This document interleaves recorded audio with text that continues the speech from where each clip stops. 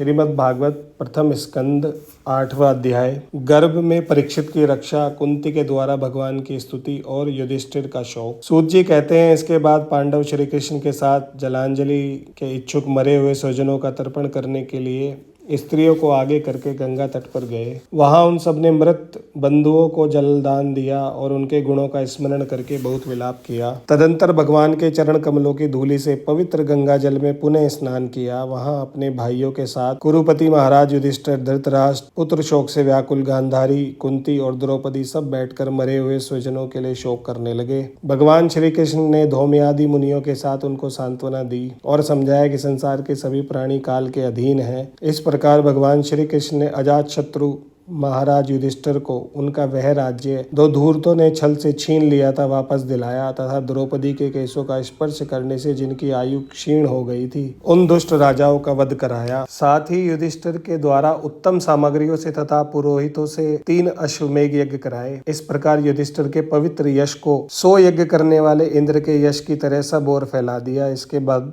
भगवान श्री कृष्ण ने वहां से जाने का विचार किया। उन्होंने इसके लिए पांडवों से विदा सात्यकी और उद्धव के साथ द्वारका जाने के लिए वे रथ पर सवार हुए। उसी समय उन्होंने देखा कि उत्तरा भय से विह्वल होकर सामने से दौड़ी चली आ रही है। उत्तरा ने कहा, देवादिदेव मेरी रक्षा कीजिए, आपके अतिरिक्त इस लोक में मुझे अभय देने वाला कोई नहीं है। यह दहकते हुए लोहे का बाण मेरी ओर दौड़ा आ रहा है। स्वामिन, यह मुझे भले ही जला डाले परंतु मेरे गर्भ को नष्ट न करे, ऐसी कृपा कीजिए। सूत जी कहते हैं, भक्तवत्सल भगवान श्री कृष्ण उसकी बात सुनते ही जान गए कि अश्वत्थामा ने पांडवों के वंश को निर्बीज करने के लिए ब्रह्मास्त्र का प्रयोग किया है। शौनक जी, उसी समय पांडवों ने भी देखा कि जलते हुए 5 बाण हमारी ओर आ रहे हैं, इसलिए उन्होंने भी अपने अपने अस्त्र उठा लिए। सर्वशक्तिमान भगवान श्री कृष्ण ने अपने अनन्य प्रेमियों पर, शरणागत भक्तों पर बहुत बड़ी विपत्ति आई जानकर अपने निज अस्त्र सुदर्शन चक्र से उन निज जनों की रक्षा की। उन्होंने उत्तरा के गर्भ को पांडवों की वंश परंपरा चलाने के लिए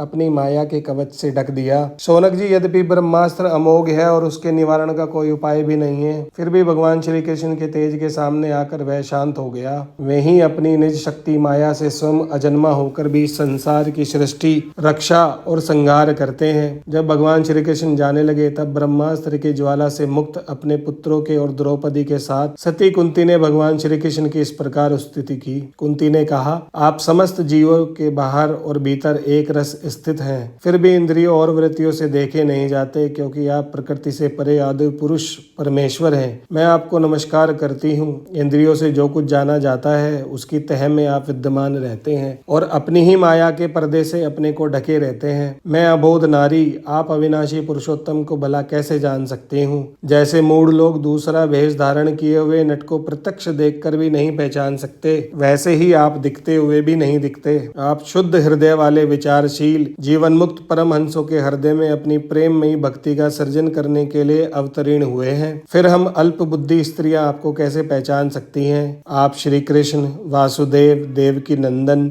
नंद गोप के लाडले लाल गोविंद को हमारा बारंबार प्रणाम है, जिनकी नाभि से ब्रह्मा का जन्म स्थान कमल प्रकट हुआ है, जो सुंदर कमलों की माला धारण करते हैं, जिनके नेत्र कमल के समान विशाल और कोमल हैं, जिनके चरण कमलों में कमल का चिन्ह है। श्री कृष्ण, ऐसे आपको मेरा बारंबार नमस्कार है। ऋषिकेश, जैसे आपने दुष्ट कंस के द्वारा कैद की हुई और चीरकाल से शोकग्रस्त देवकी की रक्षा की थी, वैसे ही पुत्रों के साथ मेरी भी आपने बारंबार विपत्तियों से रक्षा की है। आप ही हमारे स्वामी हैं, आप सर्वशक्तिमान हैं। श्री कृष्ण, कहाँ तक गिनाऊं, विष से, लाक्षागृह की भयानक आग से, हिडिंब आदि राक्षसों की दृष्टि से, दुष्टों की दूत सभा से, वनवास की विपत्तियों से और अनेक बार के युद्धों में अनेक महारथियों के शस्त्रास्त्रों से और अभी अभी इस अश्वत्थामा के ब्रह्मास्त्र से भी आपने ही हमारी रक्षा की है। जगत गुरु, हमारे जीवन में सर्वदा पद पद पर विपत्तियां आती रहे, क्योंकि विपत्तियों में ही निश्चित रूप से आपके दर्शन हुआ करते हैं और आपके दर्शन हो जाने पर भी जन्म मृत्यु के चक्कर में नहीं आना पड़ता। ऊंचे कुल में जन्म, ऐश्वर्य, विद्या और संपत्ति के कारण जिसका घमंड बढ़ रहा है, वह मनुष्य तो आपका नाम भी नहीं ले सकते, क्योंकि आप तो उन लोगों को दर्शन देते हैं जो अकिंचन हैं। आपको मैं बार बार नमस्कार करती हूँ। संसार के समस्त पदार्थ और प्राणी आपस में टकराकर विषमता के कारण परस्पर विरुद्ध हो रहे हैं, परंतु आप सब में समान रूप से विचर रहे हैं। भगवान, आप जब मनुष्यों की सी लीला करते हैं तब आप क्या कहना चाहते हैं यह कोई नहीं जानता। आपका कोई भी न प्रिय है और न कोई अप्रिय। आपके संबंध में लोगों की बुद्धि ही विषम हुआ करती है। आप विश्व के आत्मा हैं, विश्व रूप हैं। न आप जन्म लेते हैं और न कर्म ही करते हैं। जलचर आदि में आप जन्म लेते हैं और उन योनियों के अनुरूप दिव्य कर्म भी करते हैं। यह आपकी लीला ही तो है। जब बचपन में आपने दूध की मटकी फोड़कर यशोदा मैया को रिझा दिया था और उन्होंने आपको बांधने के लिए हाथ में रस्सी ली थी, तब आपकी आंखों में आंसू छलक आए थे और भय की भावना से आपने अपने मुख को नीचे की ओर झुका लिया था। आपकी उस दशा का लीला छवि का ध्यान करके मैं मोहित हो जाती हूँ। भला जिससे भय भी भय मानता है उसकी यह दशा। आपने अजन्मा होकर भी जन्म क्यों लिया है? इसका कारण बतलाते हुए कोई कोई महापुरुष यों कहते हैं कि जैसे मलयाचल की कीर्ति का विस्तार करने के लिए उसमें चंदन प्रकट होता है, वैसे ही अपने प्रिय भक्त पुण्य श्लोक राजा यदु की कीर्ति का विस्तार करने के लिए ही आपने उनके वंश में अवतार ग्रहण किया है। दूसरे लोग यों कहते हैं कि वासुदेव और देवकी के पूर्व जन्म में आपसे यही वरदान प्राप्त किया था, इसलिए आप अजन्मा होते हुए भी जगत के कल्याण और दैत्यों के नाश के लिए उनके पुत्र बने हैं। कुछ और लोग यूं कहते हैं कि यह पृथ्वी दैत्यों के अत्यंत भार से समुद्र में डूबते हुए जहाज की तरह डगमगा रही थी, पीड़ित हो रही थी। तब ब्रह्मा की प्रार्थना से उसका भार उठाने के लिए ही आप प्रकट हुए। कोई महापुरुष यूं कहते हैं कि जो लोग इस संसार में अज्ञान, कामना और कर्मों के बंधन में जकड़े हुए पीड़ित हो रहे हैं, उन लोगों के लिए श्रवण और स्मरण करने योग्य लीला करने के विचार से ही आपने अवतार ग्रहण किया है। वे ही अविलंब आपके उस चरण कमल का दर्शन कर पाते हैं जो जन्म मृत्यु के प्रवाह को सदैव के लिए रोक देता है। क्या अब आप अपने आश्रित और संबंधी हम लोगों को छोड़कर जाना चाहते हैं? आप जानते हैं कि आपके चरण कमलों के अतिरिक्त हमें और किसी का सहारा नहीं है। वैसे ही आपके दर्शन बिना यदुवंशियों के और हमारे पुत्र पांडवों के नाम तथा रूप का अस्तित्व ही क्या रह जाता है। गदाधर, आपके विलक्षण चरण चिन्हों से चिन्हित यह कुरुरांजल देश की भूमि आज जैसे शोभायमान हो रही है, वैसी आपके चले जाने के बाद न रहेगी। आपकी दृष्टि के प्रभाव से ही यह देश पकी हुई फसल तथा वृक्षों से समृद्ध हो रहा है। ये वन, पर्वत, नदी और समुद्र भी आपकी दृष्टि से ही वृद्धि को प्राप्त हो रहे हैं। आप विश्व के स्वामी हैं, विश्व के आत्मा हैं और विश्व रूप हैं। यदुवंशियों और पांडवों में मेरी बड़ी ममता हो गई है। आप कृपा करके सज्जनों के साथ जोड़े हुए स्नेह की दृढ़ फांसी को काट दीजिए। श्री कृष्ण जैसे गंगा की अखंड धारा समुद्र में गिरती रहती है, वैसे ही मेरी बुद्धि किसी दूसरी ओर न जाकर आपसे ही निरंतर प्रेम करती रहे। श्री कृष्ण अर्जुन के प्यारे सखा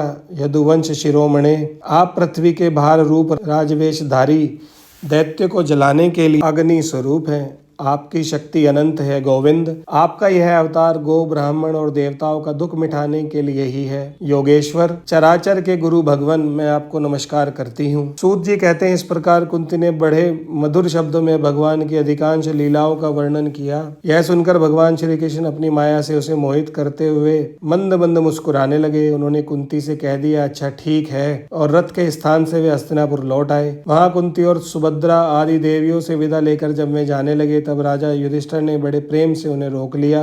राजा युधिष्ठिर को अपने भाई बंधुओं के मारे जाने का बड़ा शौक हो रहा था। भगवान की लीला का मर्म जानने वाले व्यास आदि महर्षियों ने और स्वयं अद्भुत चरित्र करने वाले भगवान श्री कृष्ण ने भी अनेकों इतिहास कहकर उन्हें समझाने की बहुत चेष्टा की, परंतु उन्हें सांत्वना न मिली। उनका शौक न मिटा। शौनकादि ऋषियों धर्मपुत्र राजा युधिष्ठिर को अपने स्वजनों के वध से बड़ी चिंता हुई। वे अविवेक युक्त चित्त से स्नेह और मोह के वश में होकर कहने लगे, भला मुझ दुरात्मा के हृदय में बद्ध मूल हुए इस अज्ञान को तो देखो। मैंने सियार कुत्तों के आहार इस अनात्मा शरीर के लिए अनेक अहोक्षणी सेना का नाश कर डाला। मैंने बालक, ब्राह्मण, संबंधी, मित्र, चाचा, ताऊ, भाई, बंधु और गुरुजनों से द्रोह किया है। करोड़ों वर्षों में भी नरक से मेरा छुटकारा नहीं हो सकता। यद्यपि शास्त्र का वचन है कि राजा यदि प्रजा का पालन करने के लिए धर्म युद्ध में शत्रुओं को मारे तो उसे पाप नहीं लगता, फिर भी मुझे इससे संतोष नहीं होता। स्त्रियों के पति और भाई बंधुओं को मारने से उनका मेरे द्वारा यहाँ जो अपराध हुआ है उसका मैं गृहस्थोचित यज्ञ यज्ञादि के द्वारा मार्जन करने में समर्थ नहीं हूँ। जैसे कीचड़ से गदला जल स्वस्थ नहीं किया जा सकता, मदिरा से मदिरा की अपवित्रता नहीं मिटाई जा सकती, वैसे ही बहुत से अष्टम अध्याय समाप्त। ओम नमो भगवते वासुदेवाय।